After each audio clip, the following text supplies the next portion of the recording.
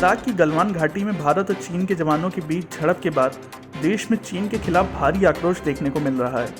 लोग चीनी सामान का विरोध कर रहे हैं। ऐसी हालत में भारत में स्थित चीनी कंपनियों की सुरक्षा अब पुलिस के लिए चुनौती बन गई है। यूपी के नोएडा में काम कर रही चीनी कंपनियों के ऑफिसों और रेजिडेंशियल सोसाइटीज़ के बाहर पुलिस की तैनाती की गई है। ग्रेटर नोएडा में कई चीनी कंपनियों के ऑफिसों के बाहर पुलिस की तैनाती देखी गई। इन कंपनियों के प्रोडक्शन प्लांट्स और रिहायशी कैंपस की सख्त निगरानी की जा रही है। देश भर में चीनी उत्पादों के विरोध को देखते हुए पुलिस को डर है कि कहीं लोग इन कंपनियों के प्लांट्स और चीनी लोगों को भी निशाना न बनाने लगें। इसको रोकने के लिए ही सुरक्षा के इंतजाम किए गए हैं। ग्रेटर नोएडा में कुछ मोबाइल कंपनियों के प्लांट्स और रिहायशी इलाकों की सुरक्षा बढ़ाई गई है। इन इलाकों में चीन से आए कई अधिकारी भी रहते हैं।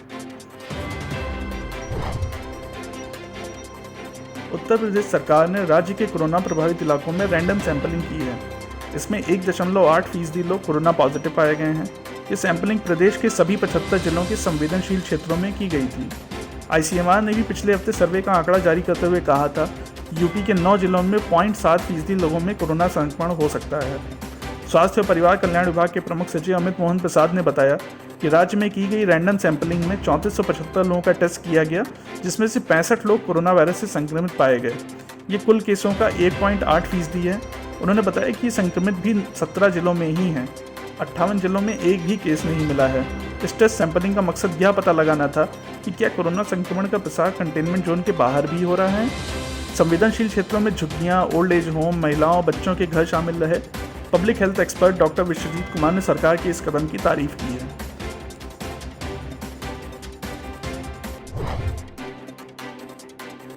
उत्तर प्रदेश के कस्तूरबा गांधी स्कूलों में अनामिका शुक्ला के नाम पर नौकरी के घोटाले के खुलासे से पहले मऊ में 64 फर्जी टीचर पकड़े गए थे। इन सभी ने न सिर्फ फर्जी दस्तावेज के सहारे नौकरी ली, बल्कि सरकार से करोड़ों रुपए वेतन भी लिया और गायब हो गए।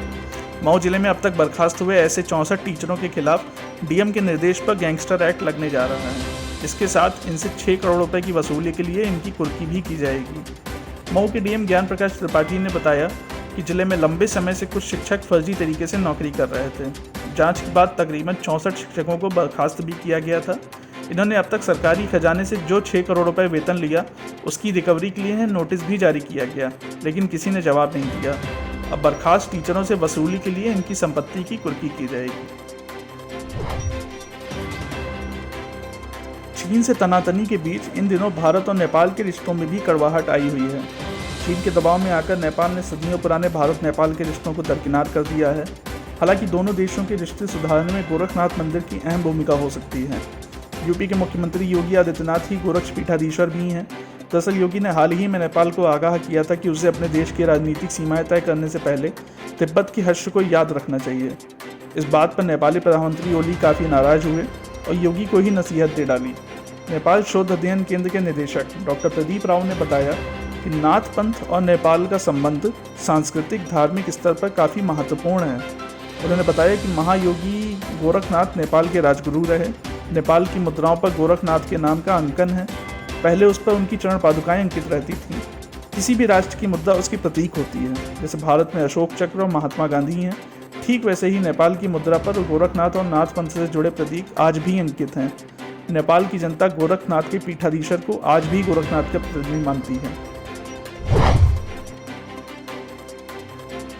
उत्तर प्रदेश के कानपुर में शनिवार को BSP नेता नरेंद्र सिंह सेंगर की दिन दहाड़े हत्या कर दी गई।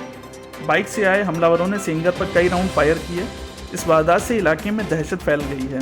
नरेंद्र सेंगर पूर्व मुख्यमंत्री मायावती को चांद पर जमीन का टुकड़ा गिफ्ट में देने की पेशकश कर चर्चा में आए थे। वारदात कानपुर के चकेरी थाना क्षेत्र में हुई। दिन दहाड़े कई राउंड गोलियों की आवाज़ से पूरा इलाका थर्रा गया। पुलिस ने बताया कि नरेंद्र सेंगर प्रॉपर्टी डीलिंग का काम भी करते थे।